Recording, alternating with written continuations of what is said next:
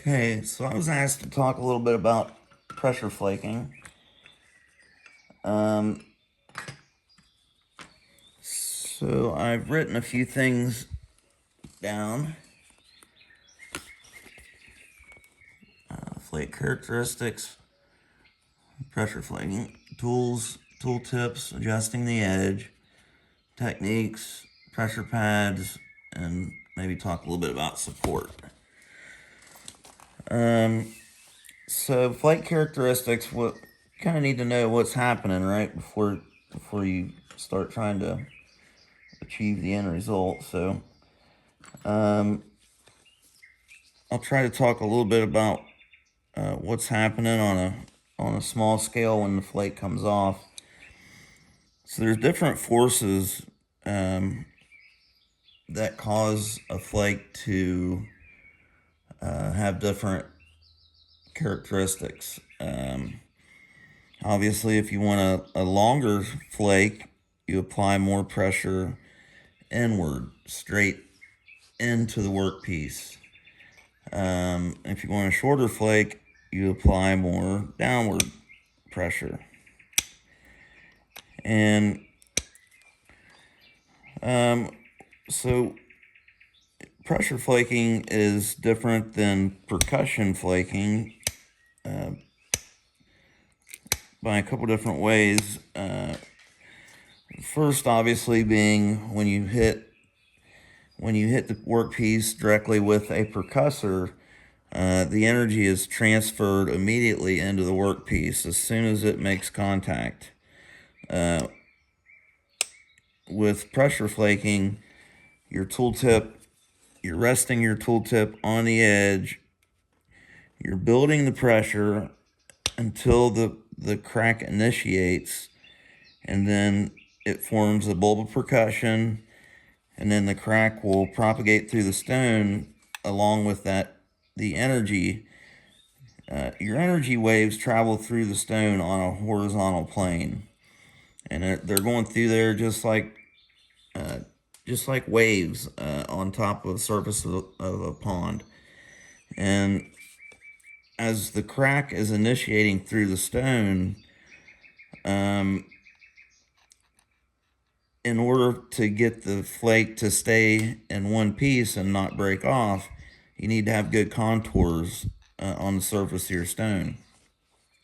So the first thing you look for, is to make sure your edge is strong enough to support the flake that you want to take. So if I want a big flake here, I need a pretty strong platform, and the edge needs to be the right height. So it doesn't need to be real low.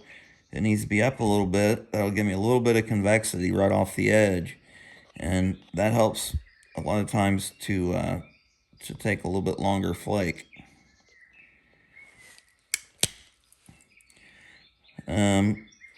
If your edge is crushing, you probably need to abrade a little bit more. Sometimes you will just kind of crush the edge away. Maybe you're wanting to bevel it up, move your edge up towards the other side a little bit, or get rid of a platform that's hanging out way too far, a little delta. That'd be called a spur. You can see that little spur hanging down there. So if you push on something like that that's hanging way out there, and it's got the wrong contours, most likely it's going to shoot in there and break off. So your pressure, you need to apply your pressure at the right angles, and make sure your edge is strong enough to support the flake you want to take. You don't want to try to run pressure flakes into any big mass or anything, because as the energy runs into more mass, it absorbs that shock, those shock waves, and the flake, if it doesn't have enough energy to carry through, it'll either just stop and leave an undetached flake, or break off in a step fracture, or sometimes it'll just roll straight up and out, And I think they call that a hinge, as opposed to a step fracture that breaks off. So anyways, you need to have good contours. Remember to use your ridges.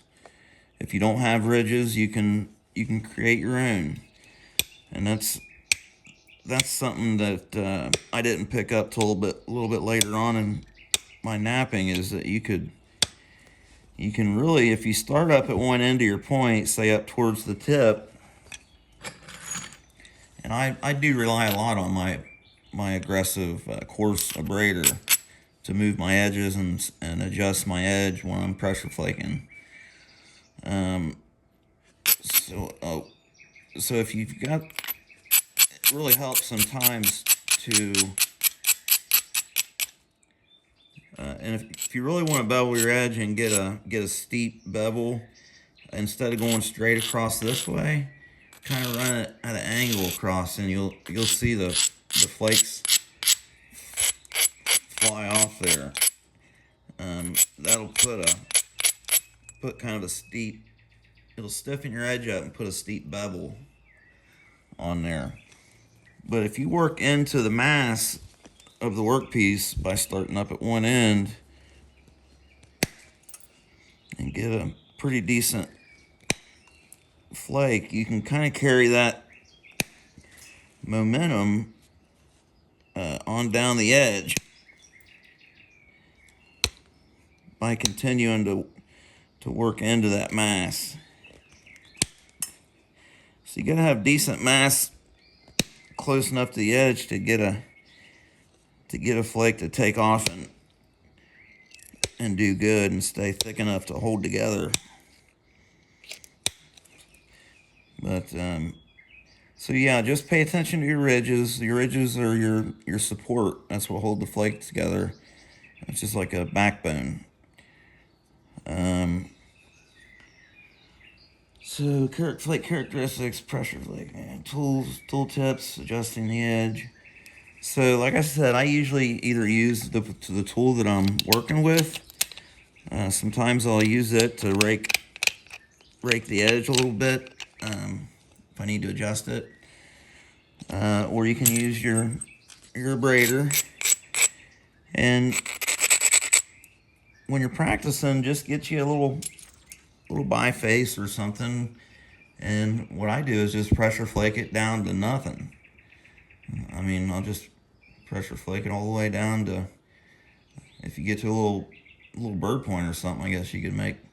But if you're just practicing, I just keep flaking until it's gone, and that'll get you familiar with what your edges need to look like, and the strength that they need to have to support the flake that you're wanting to take. So you can use obviously copper, aluminum, steel. That's mainly, I'll be talking about copper, bone, antler, horn, any of that stuff on the abo side. I can't really talk a whole lot about that because I haven't done enough of it, but I'd say I'd say it's roughly about the same. But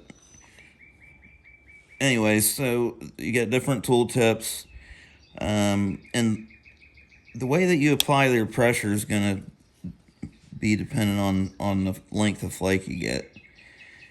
So I got this big hill right here, all this thickness on the edge. It's going to be hard for me to take a real long flake right there.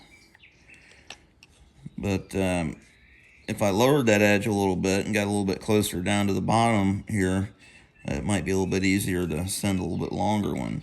And that's stuff that you just figure out with experience and stuff. So I would just practice, beveling your edges, getting a nice angle on there for percussion.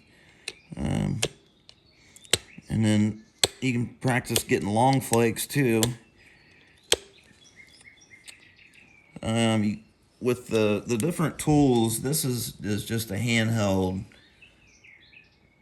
pressure flaker. This is Delrin or whatever it is. I would suggest buying some decent tools. You know, if you've got, I'm pretty sure everybody's got some little wooden dowels with some copper tips in them and stuff like that, and that's fine when you're first starting out. But when you want to really start getting serious and getting some good quality pieces, I highly suggest buying some decent tools. I think I got these from flintnappingtools.com.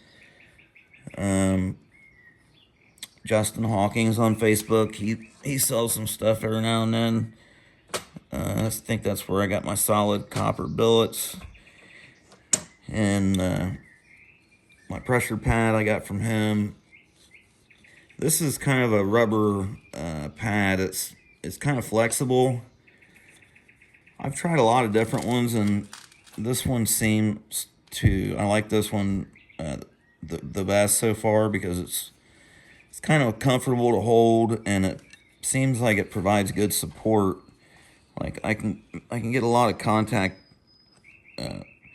on my surface area down here of the workpiece. It makes a lot of contact, and I can conform and provide even pressure without making any bending forces. It seems like with this style, and it's more flexible in the middle where I got it wore out, but you don't need a huge open area in here. I was doing that for a while, thinking, you know, you need that for the flake, but you'd be surprised. It'll wear in here anyways. With this thing, when I started, it just had a real small groove in there. But it is enough, it seems to, you know, I don't think it really stops my flakes very often. The way I hold it, it's got enough room in there that the flake can carry. You know, you can just use a leather pad. I can't really talk about the soft leather support a whole lot. I can say it works. I've used it enough to be able to say that for sure. But if you just want to use a leather pad, sometimes I'll use a couple little shims to provide a hollow area in there.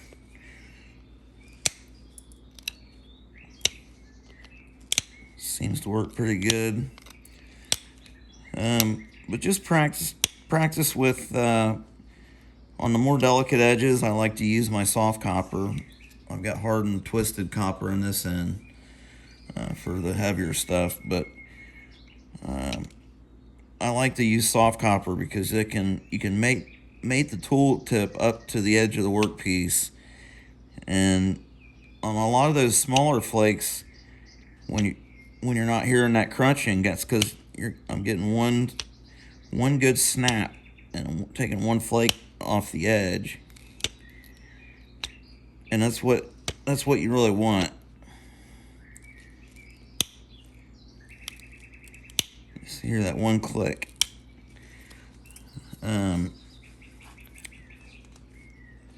Some different techniques that you can use. Obviously this one, and then I've got my ishy stick. This thing's probably about, I don't know, 2 feet long or something. And you can really get some leverage with the ishy stick. And it works really well. You can use your legs as for leverage, for added leverage.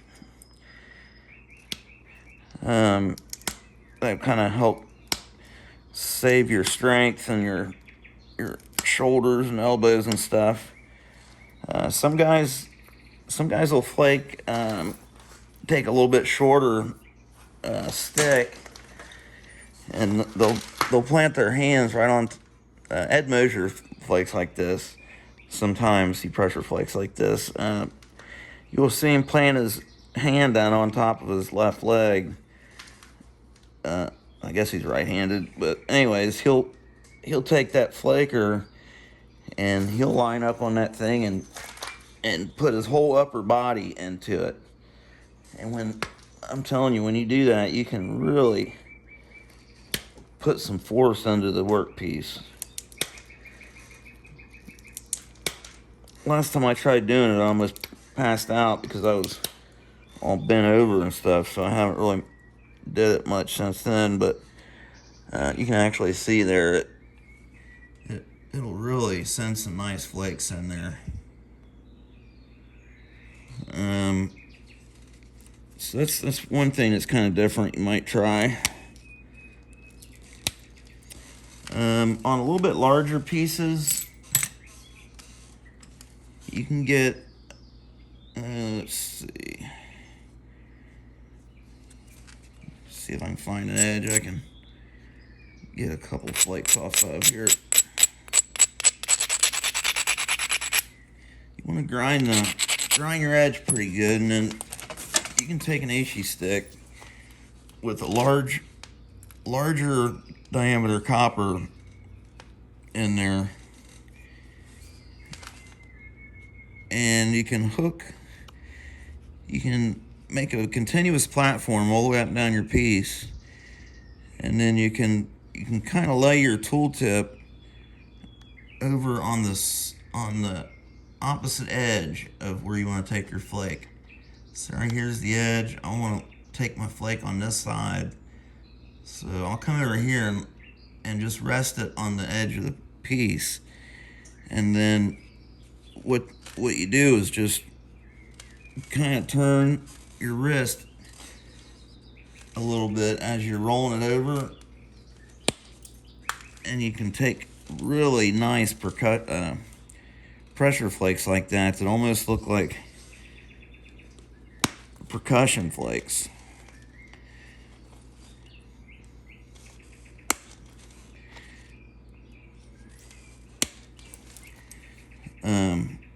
But anyways, it works a little bit better off a thinner edge.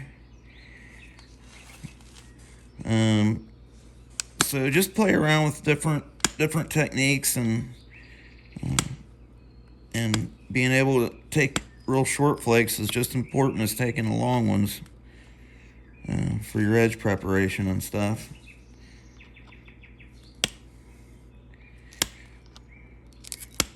The blunter, the rounder your tooltip is, the wider the flake's going to be in general, and the finer tooltip, the skinnier or more narrow the flake will be.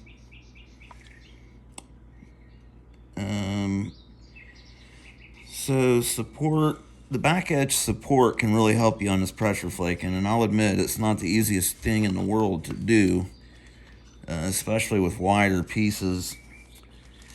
If you got something smaller, it's a lot more narrow. It's kind of easier to get your index finger or your middle finger or something behind there, but it kind of hurts your fingertips, and it's awkward to do. So I have seen other people do this, and I've thought about doing it as well, but I never have. I've seen people take leather, and I guess they could probably glue it to the back side of your pressure pad, and then when you fold this piece up, it actually provides support because it can't go that way. So there's your back edge support, and then you can grip it on top here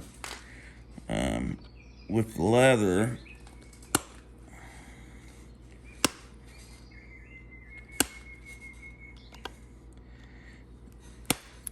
And sometimes that seems to work well for people. So that's an idea. Anyways, And I've even seen people put pieces of wood, hardwood, or bone or something down in here. That way the workpiece is actually resting on that, and that's really providing back edge support then. Then you're really, see how them flakes are just ripping across there.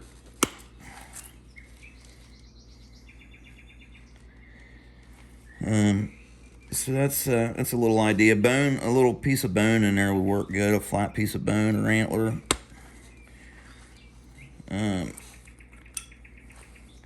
Marty Reeder uses little anvil stones a lot of times. Oops. For spacers. And also I think he uses them to stop the flakes or block them. So you could use a little anvil stone in there. That's actually really comfortable. Wow.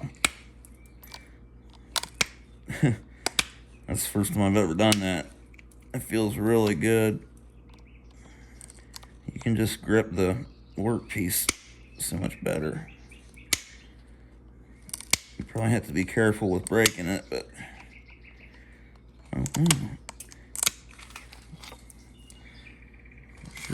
sure like that. So yeah, just get you a piece and work it. Just chip it away and practice your bevels and short flakes and long flakes, and try to create opportunities for yourself. You know, if you just have a big flat surface, try to create some, all you can do is really create a continuous platform and then space some flakes out, and then that way you can work off your deltas, and that'll provide ridges for you to work right on down the piece.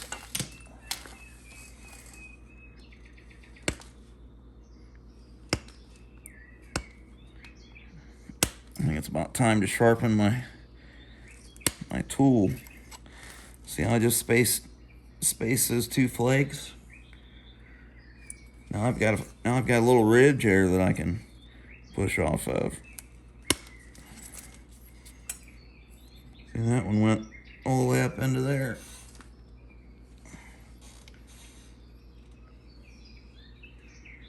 So, anyways, I hope that helped. And my videos has been going really good. I've got some that are getting a lot of views, and my pine tree videos up to over 4,000 views on that one. I was like, God dang, I can't believe it. So I appreciate everybody watching and commenting and liking and stuff. If there's anything I can do better, let me know. I know my production value is not the greatest, but anyways, I'll see y'all on the next one, and thanks for watching.